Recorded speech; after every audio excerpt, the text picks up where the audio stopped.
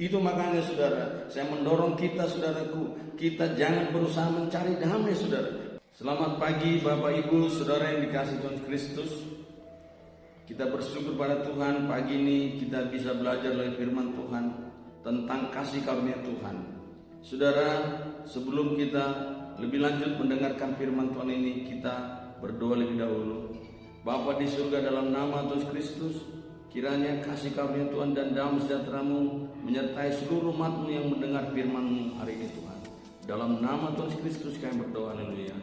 Amin. Bapak Ibu, hari ini kita belajar tentang berkat-berkat kasih karunia Tuhan. Mari kita melihat itu dalam surat Paulus kepada jemaat di Efesus.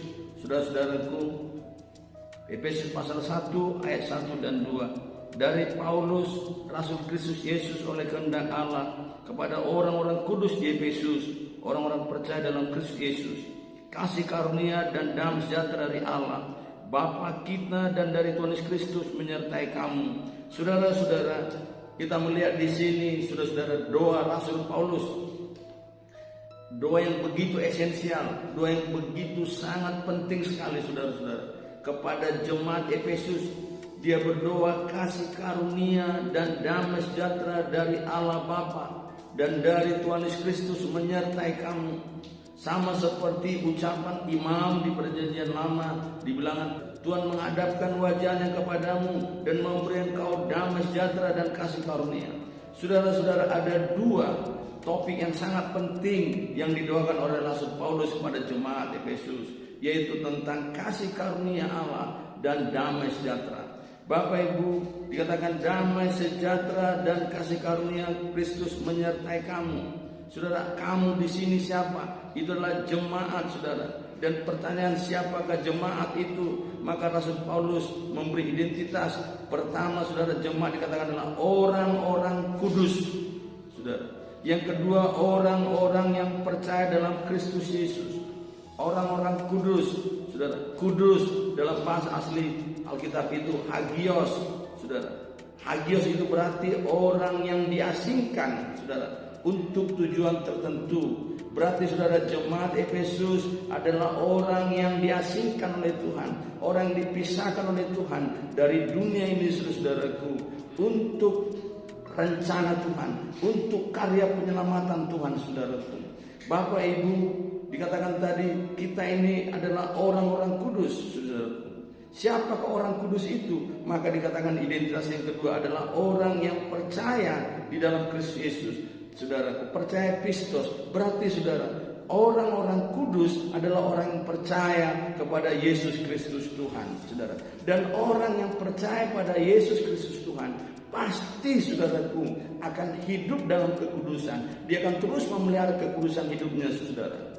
Nah, saudara, ini yang saling berkaitan, tidak bisa dipisahkan satu dengan lainnya, saudara. Kalau saya katakan saya orang percaya pada Tuhan Yesus, berarti saya harus menjaga kekudusan hidup saya. Tidak mungkin saudara katakan dia orang percaya pada Tuhan Yesus, tapi dia tidak menjaga kekudusan. Tidak mungkin dia sudah katakan orang kudus tanpa percaya pada Tuhan Yesus. Jadi dua ini adalah saling berkaitan. Itulah jemaat. Dan Rasul Paulus berdoa, saudaraku, kepada jemaat Efesus ini, dan juga saudaraku, saya sebagai hamba Tuhan berdoa kepada kita semua, supaya kasih karunia Allah dan damai sejahtera dari Tuhan Yesus menyertai kita semuanya. Bapak Ibu saudara yang dikasihi Kristus, saudaraku, orang yang hidup dalam kasih karunia Tuhanlah orang yang mendapat damai sejahtera dari Tuhan. Berarti sudah final, saudara, tanpa hidup dalam kasih karunia Tuhan tidak mungkin mendapat damai sejahtera dari Tuhan. Tanpa dia dalam Kristus Yesus tidak mungkin ada dalam damai sejahtera dari Tuhan. Itu makanya, saudara, saya mendorong kita, saudaraku, kita jangan berusaha mencari damai, saudara. Banyak orang ingin berusaha mencari damai, saudaraku, tetapi dia tidak percaya pada Tuhan Yesus. Langkah pertama, saudara, kita menerima kasih karunia Tuhan. Kalau kita sudah hidup dalam kasih karunia Tuhan, pasti kita memiliki damai sejahtera dari Tuhan Yesus Kristus, saudara. Mengapa, saudara? Dikatakan tadi damai sejahtera dari Allah Bapa kita dan dari Tuhan Yesus Kristus, saudara. Karena sumber damai sejahtera adalah Allah Bapa, dan dikatakan Paulus, dan Yesus Kristus Tuhan, saudara.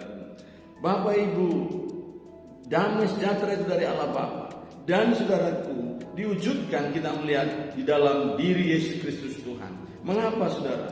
Kita melihat itu di Efesus pasal 2. Sudah dikatakan di ayat 13. Tetapi sekarang di dalam Kristus Yesus, kamu yang dahulu jauh sudah menjadi dekat oleh darah Kristus. Karena dialah damai sejahtera kita yang telah mempersatukan kedua pihak dan yang telah merubuhkan tembok pemisah, yaitu perseteruan. Sebab dengan matinya sebagai manusia telah membatalkan hukum Taurat dengan segala perintah dan ketentuannya untuk menciptakan keduanya menjadi satu manusia baru di dalam dirinya, dan dengan itu mengadakan damai sejahtera, dan untuk memperdamaikan keduanya dalam satu tubuh dengan Allah oleh salib dan melenyapkan perseteruan pada salib itu. Saudara-saudara, itu berarti saudara-saudara, orang yang kehilangan damai sejahtera adalah orang yang hidup di dalam perseteruan, permusuhan, saudaraku. Bapak Ibu, ketika manusia jatuh dalam dosa, saudaraku, maka akibat dosa itu adalah ketakutan, kekhawatiran, saudaraku. Dan mengapa mereka takut? Karena mereka, Adam dan Hawa, telah melakukan, saudaraku, perseteruan, permusuhan dengan Tuhan, saudaraku. Rasul Paulus berkata, kamu dahulu sudah mati karena pelanggaran dan dosa-dosamu. Kamu jauh hidup dari persekutuan dengan Tuhan. Jadi saudara, orang yang bermusuh dengan Tuhan, orang yang berseteru dengan Tuhan adalah orang yang jauh hidup dari Tuhan. Bapak Ibu, apa akibatnya kalau kita, saudaraku, jauh dari Tuhan? Kita, saudaraku, melakukan atau menantang Tuhan, saudara, melakukan perseteruan dengan Tuhan, maka saudara, akibatnya kita akan kehilangan damai sejahtera. Dalam Lukas, saudara, pasal 15, saudara, di sana Yesus menggambarkan tentang perumpamaan anak yang bungsu itu, saudara-saudaraku. Ketika dia meminta harta warisan dari orang tuanya, dikatakan dia pergi ke negeri jauh, saudara. Dia hilang dari hadirat Tuhan. Dia, saudaraku, meninggalkan bapaknya, saudara. Apa akibatnya, saudara? Dia mencoba mencari damai itu, saudaraku, dengan hartanya, dengan hidup berpoya-poya, saudaraku, dengan seks, dengan semua, saudaraku, keinginan-keinginan dagingnya. Tetapi tidak akan mungkin bisa mencapai damai sejahtera. Berarti, saudaraku, damai sejahtera tidak ditentukan oleh harta, tidak ditentukan oleh uang, tidak ditentukan oleh pergaulan, tidak ditentukan oleh hiburan-hiburan, saudaraku. Tetapi damai sejahtera ditentukan ketika kita hidup dalam kasih karunia Tuhan. Saudara, kitab Yesaya berkata, tidak ada damai bagi orang fasik, tidak ada damai bagi orang yang jauh dari Tuhan, saudaraku. Bapak Ibu, perseteruan dengan Tuhan berarti kita, saudara, memberontak dengan Tuhan. Orang yang ada di luar Kristus. Jadi orang yang ada di luar Kristus tidak akan mungkin bisa memiliki damai sejahtera. Tetapi orang yang ada dalam Kristus lah yang memiliki ada damai sejahtera. Itu makanya dikatakan, saudaraku, Tuhan telah merubuhkan tembok pemisah itu. Yesus telah merubuhkan, saudaraku, tembok pemisah itu, saudara. Sekarang, saudaraku, oleh darahnya, saudaraku, tirai bait Allah itu terbelah dua. Hubungan kita, saudaraku, dengan Tuhan, saudaraku, dengan saudaraku Bapa di surga telah terbangun, saudaraku. Yang kedua, saudara, perseteruan dengan sesama. Bapak Ibu, kalau kita, saudara, memiliki permusuhan dengan sesama, pasti kita kehilangan damai sejahtera. Oleh karena itu, Bapak Ibu, mari, saudara, kita orang yang sudah ada di dalam kasih karunia Tuhan, membangun, saudaraku, persekutuan dengan Tuhan, bukan perseteruan. Membangun persekutuan dengan sesama, bukan dengan perseteruan dengan sesama.